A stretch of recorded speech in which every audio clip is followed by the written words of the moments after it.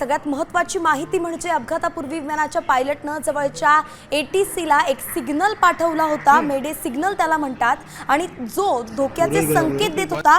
पण अगदी काही क्षणातच विमान कोसळलं म्हणून काही करताच आलं नाही. अगदी बरोबर. एअर ट्रॅफिक कंट्रोलशी काय संभाषण झालं होतं पायलटचं ते बघणं देखील तितकंच महत्त्वाचं आहे. मात्र त्यांनी एक संदेश दिला होता असं देखील मोहोळ यांनी काही वेळापूर्वी स्पष्ट केलेलं आहे. ह्या सिग्नललाच आपण मेडे कॉल असं म्हणतात. खरं तर विमानामध्ये इमर्जन्सी असते तेव्हा हा मेडे कॉल दिला जात असतो आणि एका आंतरराष्ट्रीय पातळीवरचा डिस्ट्रेस सिग्नल म्हणजेच विमान अडचणीत असल्याचा हा सिग्नल सांगत असतो. हेल्प मी या शब्दाचाच फ्रेंच शब्द म्हणजेच हा मेडे कॉल असा आहे आणि विमानासोबत बोटीसुद्धा या कॉलचा वापर करत असतात. खरं तर 1923 पासून इंग्लिशमध्ये या शब्दाचा वापर केला जातोय आणि मेडे हा शब्द पुन्हा पुन्हा बोलून कंट्रोल टॉवरचं लक्ष वेधून घेतलं जात असतं किंवा मग परिस्थितीचं गांभीर्य खुणावलं जात असतं आणि हेच सिग्नल जे ते पाठवण्यात आले होते. मात्र काही करण्याच्या आधी अगदी काही क्षणातच आपण पाहतोय की या ठिकाणी अपघात झालेला होता.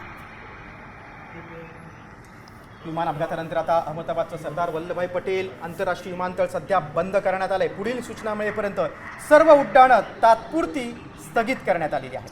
प्रवाशांना आता विमानतळावर जाण्यापूर्वी त्यांच्या एअरलाईनकडून पुढील माहिती घेण्याचा सल्ला देण्यात येतोय. काही वेळातच आता पंतप्रधान नरेंद्र मोदी देखील अहमदाबादमध्ये दाखल होतील, मुरलीधर मोहोळ दाखल होतील, कॅबिनेट मंत्री देखील दाखल होतील आणि माध्यमांशी अधिकृत काय त्याला माहिती देतात ते बघणं महत्त्वाचं आहे.